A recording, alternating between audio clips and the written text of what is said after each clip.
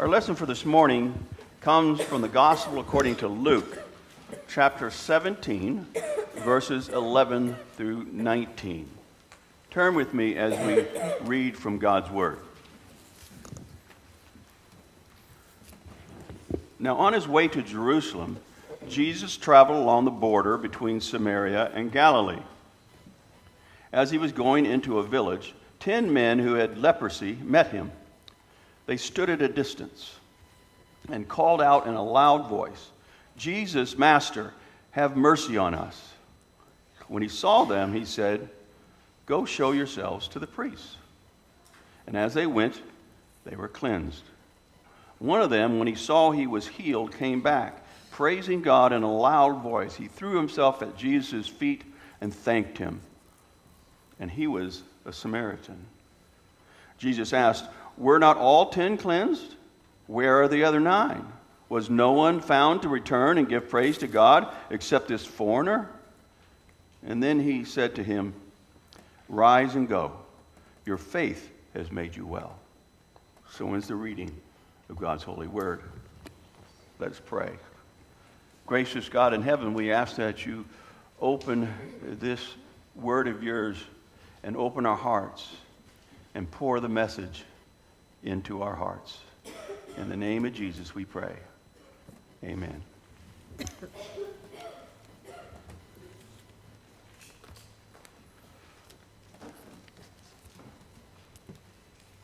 Jesus was slowly traveling to Jerusalem and ultimately the cross.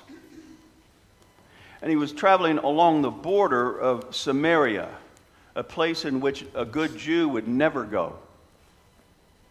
And along this border, he encounters 10 men, 10 lepers, 10 outcasts. The scripture says that they called out to him at a distance.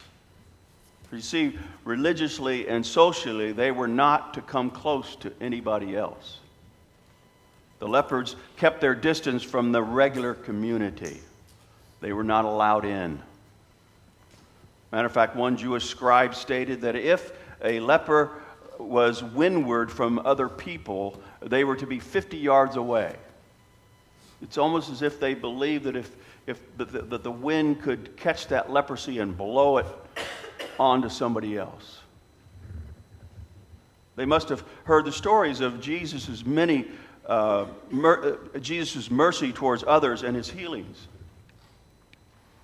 They came to see if he would show mercy to them. They came to see if he was different than the others. Would he even talk to them? "Jesus, have mercy on us." And Jesus responds with these words, "Go show yourselves to the priests." Go show yourselves to the priests. Well, this was a standard procedure to be readmitted into the community. If you were unclean and you became clean, you had to go to the priest to have him check you out. The priests were the health officials. They would decide whether you were no longer a threat to others. And they would decide whether you were truly clean and welcomed back into the community. So Jesus was saying you need to go and have the priests look at you. But they still had leprosy.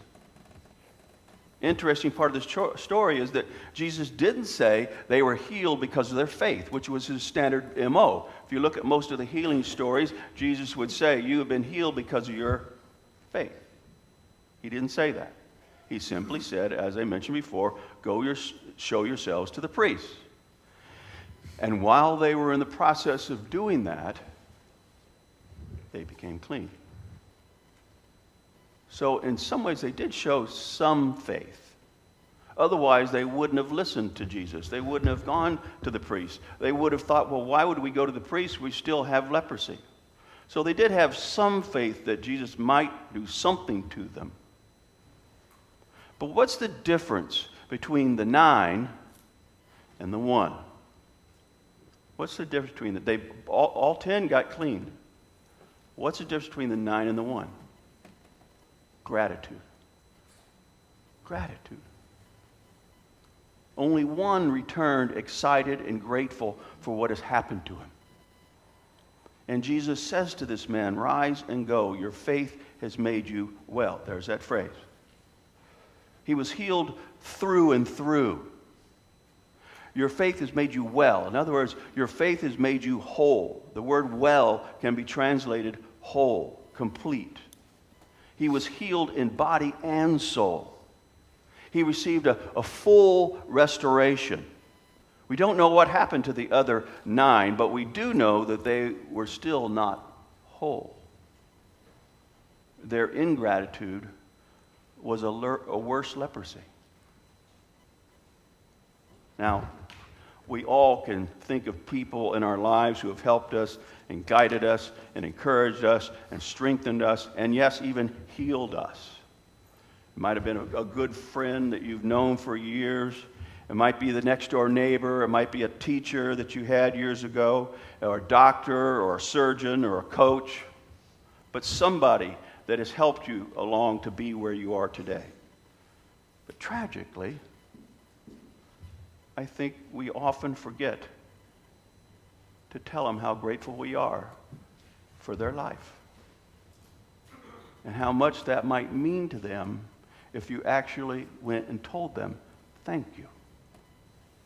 Thank you for being in my life. Thank you for what you've done for me." All of us at times show a sense of ungratefulness because we basically neglect to say anything. We just figure, they know that we're appreciative, but do they?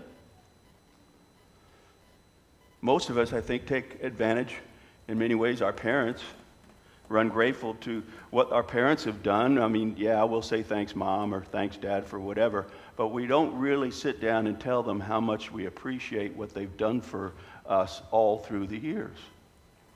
The hard work it took. I was up having Thanksgiving with my son and daughter-in-law and 3 little bitty grandchildren, and I was watching them running all over the place. And I thought to myself, I forgot how hard a work it is. It really takes a lot of time and a lot of work. Too often when our parents are older, they kind of get in the way. They become a nuisance to us. Sadly, I have visited many nursing homes and many assisted living complexes. And when I go and visit, I run into people who have no one that comes to visit them. No kids, no friends. And they're nice people. They're good people. I'm sure they helped many people in their lives, but no one has come back. No one has returned like the one to say, "Thank you," or just to spend some time with them. We are ungrateful to others, people along the way who have helped us in life, but we have forgotten them somehow. And I think we also show a sense of ungratefulness to God. We don't see or appreciate the little things that God has done in our life and continues to do, the little stuff. Oh, we see the big stuff, and we also see the stuff that he doesn't do for us, and we get a little angry that he's not doing what we want him to do, but we don't show any sense of gratitude when he does some really good things along the way. In my life, I'm so filled with, in many ways, with regret for not taking the time to thank those who have helped me in my life, like Mrs. Smith. People that are now gone to be with the Lord, and I missed my opportunity.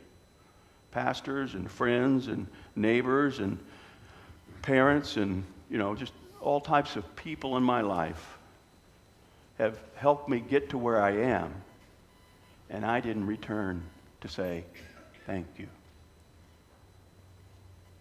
I just simply received and moved on.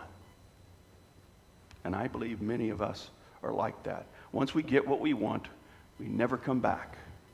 We're the 9 lepers who keep going. I see how God has protected me in my life. That's one of the ways that I constantly are thankful to God for protecting me.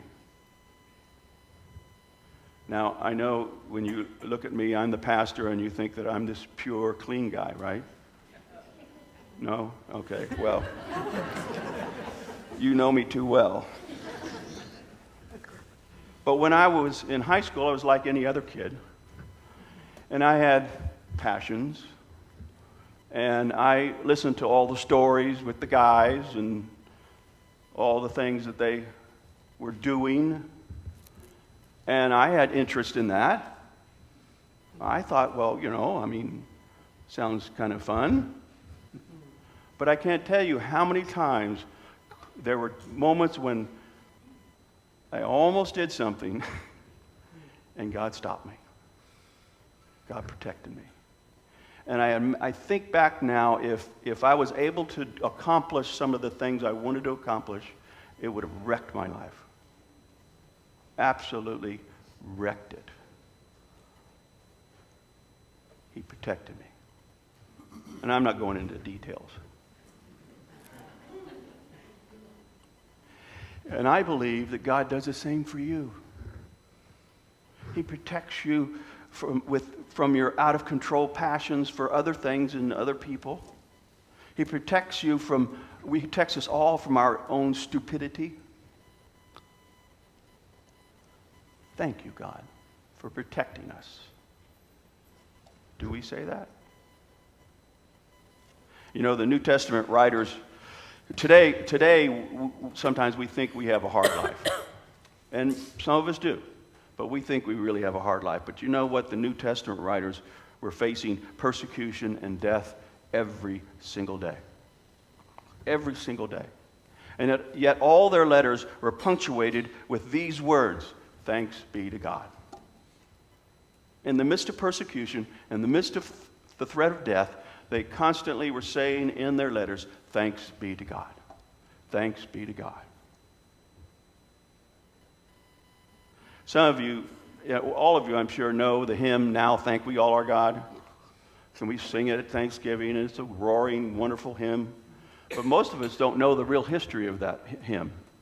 It was written by Pastor Martin Reinkert during the 30-year war. You would think that he would have written it during a wonderful, blissful time in life. But oh no, he wrote it during the 30-year war in the 17th century, an awful time in history. He wrote it during the worst of human conditions, during war and famine and pestilence. Thousands of people were dying during that period of time. He personally buried in his community hundreds of fellow citizens due to the plague. And yet, he was still thankful to God. He was able to see through the misery God's helping hand and the little ways that in the midst of this ugly time, God was reaching out. In the second verse of that hymn, it all kind of sums it all up. He writes, "Oh, may this bounteous God through all our life be near us, with ever joyful hearts and blessed peace to cheer us, and keep us in his grace, and guide us when perplexed, and guard us through all ills in this world till the next." He wrote that at an awful time in life. Now let's look at the thankful one. He was not only a leper, but he was also a Samaritan. And in that time, Jews and Samaritans did not mix. And yet, often human conditions level the playing field. In their condition, there were neither Jews nor Samaritans. They were just lepers.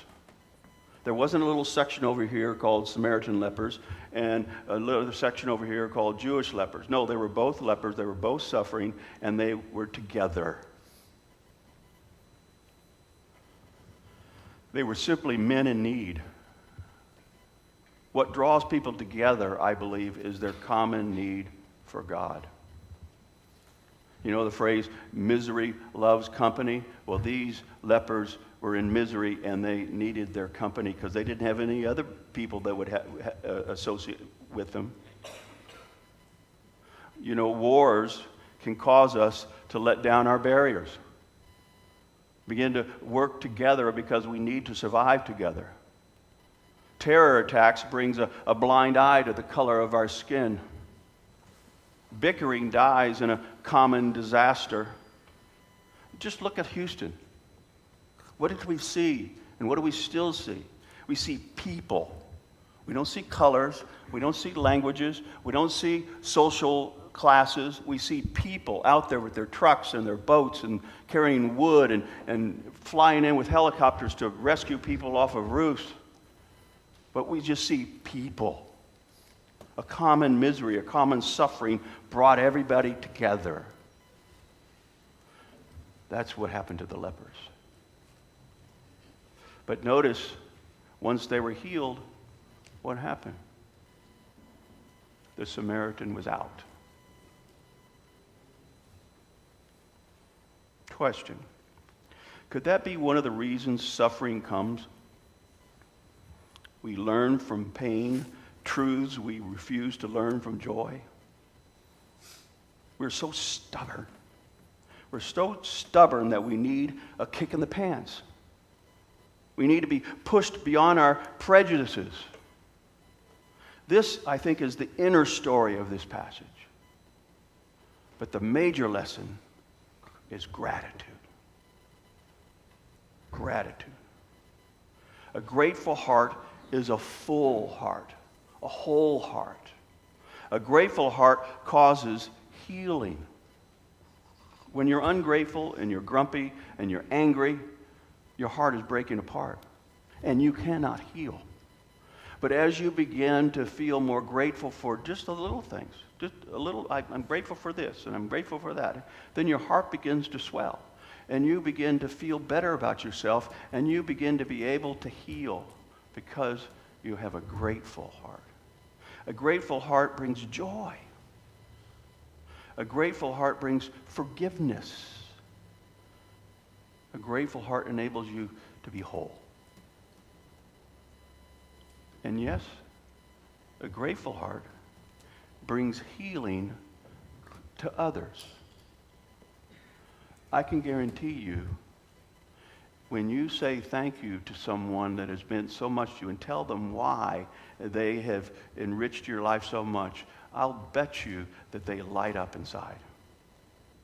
I bet you they feel better about their life than they maybe have felt in a long time, because you're the one who came back to say thank you. I got an assignment for you, okay? This week, and I don't want you to write it off.